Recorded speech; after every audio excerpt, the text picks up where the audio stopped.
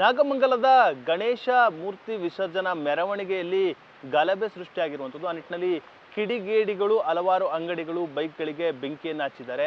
ನಾನಿವತ್ತು ನಾಗಮಂಗಲ ಪಟ್ಟಣದ ಸಮೀಪವಿದ್ದೇನೆ. ದೃಶ್ಯಗಳಲ್ಲೂ ಕೂಡ ನೋಡ್ಬೋದು. ಈಗಾಗಲೇ ನಾಗಮಂಗಲದ ಏನು ಫುಟ್ವೇರ್ ಅಂಗಡಿಗಳಾಗಿರ್ಬೋದು, ಬಟ್ಟೆ ಅಂಗಡಿಗಳಾಗಿರ್ಬೋದು, ಎಲ್ಲವೂ ಕೂಡ ಇದೀಗ ಸಂಪೂರ್ಣವಾಗಿ ಸುಟ್ಟು ಕರಕಲಾಗಿರುವಂತಹ ದೃಶ್ಯಗಳು ಕೂಡ ಕಂಡು ಬರ್ತಾ ಇದೆ. ನಿನ್ನೆ ರಾತ್ರಿ ಏನು ಬೆಂಕಿಯನ್ನು ಹಚ್ಚಿದಂತಹ ಕಿಡಿಗೇಡಿಗಳು ಹಲವಾರು ಅಂಗಡಿಗಳನ್ನು ಇದೀಗ ಧ್ವಂಸವನ್ನು ಕೂಡ ಮಾಡಿರುವಂಥದ್ದು.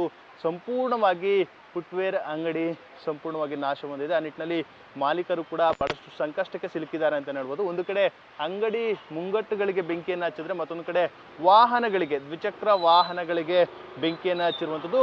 ಬರೋಬ್ಬರಿ 6 ಅಂಗಡಿಗಳು, 12ಕ್ಕೂ ಹೆಚ್ಚು ಬೈಕ್ಗಳಿಗೆ ಇದೀಗ ಬೆಂಕಿಯನ್ನು ಹಚ್ಚಿರುವಂಥದ್ದು. ಸಂಪೂರ್ಣವಾಗಿ ಬೈಕ್ ಎಲ್ಲವೂ ಕೂಡ ಇದೀಗ ಸುಟ್ಟು ಕರಕಲಾಗಿದೆ.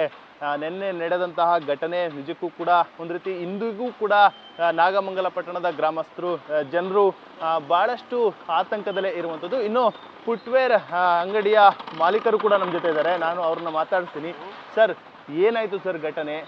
ನಿಮ್ದೇನು ಅಂಗಡಿ ಎಷ್ಟು ನಷ್ಟ ಆಗಿದೆ ಸರ್? ಹೆಚ್ಚು ಕಮ್ಮಿ 8 ಲಕ್ಷ ಗಂಟೆ ಪೂರ್ತಿ ಲಾಸ್ ಆಗೈತೆ ಪೂರ್ತಿ ಸರ್. ಈಗ ನಾವು ಬಂದ್ಬಿಟ್ಟಿದಿಂದ ಏನಂದ್ರೆ 7:45 ಹೆಚ್ಚು ಕಮ್ಮಿ ಏನಂತ ಹೇಳಿದ್ರು ಒಂದು ಗಲಾಟೆ ಮೂಮೆಂಟ್ ಇತ್ತು.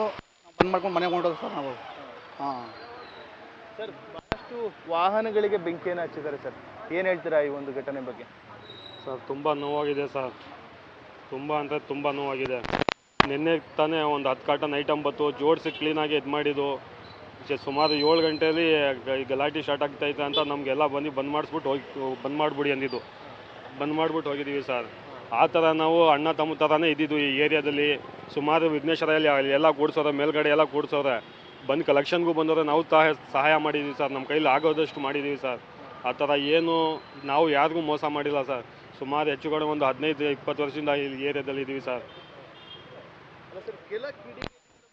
ಕೆಲಸಕ್ಕೆ ಇವತ್ತು ಬಹಳಷ್ಟು ಜನ ಬಡವರು ಅಂದ್ರೆ ಒಂದಷ್ಟು ಗೂಡನ್ನ ಕಟ್ಕೊಂಡು ಒಂದು ಹೆಂಗೋ ಜೀವನವನ್ನ ಸಾಗಿಸ್ತಾ ಇದ್ರು, ಅಂಗಡಿ ಮುಂಗಟ್ಟುಗಳನ್ನ ಮಾಡ್ಕೊಂಡು. ಎಲ್ಲವೂ ಕೂಡ ಸುಟ್ಟು ಕರಕಲಾಗಿದೆ ಅಂತ ಅಂದ್ರೆ ಇಲ್ಲಿ ಯಾವುದೇ ಸಮುದಾಯ ಅಂತೇನಿಲ್ಲ, ಹಲವಾರು ಎಲ್ಲ ಸಮುದಾಯಗಳ ಒಂದು ಅಂಗಡಿಗಳಿಗೂ ಕೂಡ ಬೆಂಕಿಯನ್ನು ಹಚ್ಚಿರುವಂಥದ್ದು. ಕೆಲ ಕಿಡಿಗೇಡಿಗಳು ಈ ರೀತಿ ಮಾಡಿದ್ದಾರೆ. ಆ ಕುರಿತು ಏನು ಹೇಳ್ತೀರಾ ಸರ್? ಏನು ಸರ್, ಅವ್ರಿಗೆ ಶಿಕ್ಷೆ ಆಗಬೇಕು ಸರ್. ಕಿಡಿಗೇಡಿ ಯಾರೋ ಇದು ಮಾಡೋರು ಅವ್ರಿಗೆಲ್ಲ ಶಿಕ್ಷೆ ಆಗಬೇಕು ಸರ್, ಅಷ್ಟೇ ನಾವು ಕೇಳ್ಕೊಳ್ಳೋದು.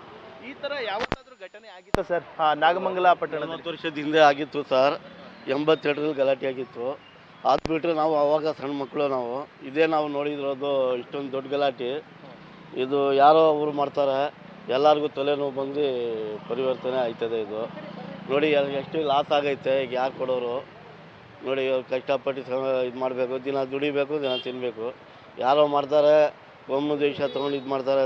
ಇದು ಜಾತಿ ಪಾತಿ ತೊಗೊಂಡು ಕಿಡಿಗೇಡಿಗಳು ಅಷ್ಟೇ ಹೊರ್ತು ಬೇರೆ ಯಾರಿಲ್ಲ. ನಾವು ಇಲ್ಲಾಂದ್ರೆ ನಾಗಮಂಗಲದಲ್ಲಿ ಅಂಟಮ್ದಂಗೆ ಬಾಳ್ತಾ ಇರೋದು. ಇವರು ಅವರು ಅಂತಲ್ಲ, ಎಲ್ಲ ಪೊಲಿ ಹುಡುಗರು ಮಾಡೋದು, ಎಲ್ಲರ ತಲೆ ಮೇಲೆ ತಂದು ಮಡಗ್ತಾರೆ ಅಷ್ಟೇ. ಇನ್ನೇನು ಯಾರು ಮಾಡಕ್ಕೆ ಹೋಗಲ್ಲ ಇಲ್ಲಿ. ಆ ಕಿಡಿಗೇಡಿಗಳಿಗೆ ಏನು ಕ್ರಮ ಆಗಬೇಕು ಅಂತ ಒತ್ತಾಯ ಮಾಡ್ತಾರೆ? ಶಿಕ್ಷೆ ಆಗಬೇಕು, ಶಿಕ್ಷೆ ಆಗಬೇಕು ಅವ್ರಿಗೆ. ಜೈಲಿಗೆ ಹಾಕಿ ಶಿಕ್ಷೆ ಮಾಡಬೇಕು. ತಿರ್ಗಾ ಇನ್ನೊಂದ್ಸಲಿ ಕೋಮು ಇದು ಮಾಡೋಕ್ಕೆ ಹೋಗ್ಬಾರ್ದು, ಹಂಗೆ ಮಾಡಬೇಕು. ಎಲ್ಲ ಅಂಟಂದ್ರಾಗಿ ಇರಬೇಕು, ಹಂಗೆ ಪೊಲೀಸ್ ಬಂದೋಬಸ್ತ್ ಕೊಡಬೇಕು, ಎಲ್ಲ ರಕ್ಷಣೆ ಕೊಡಬೇಕು ಎಲ್ಲರಿಗೂ.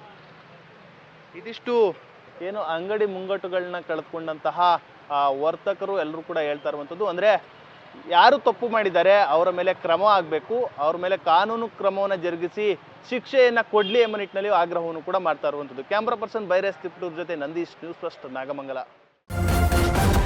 ನ್ಯೂಸ್ ಫಸ್ಟ್, ನಿರ್ಭೀತಿಯಿಂದ ನಿಮ್ಮ ಪರವಾಗಿ.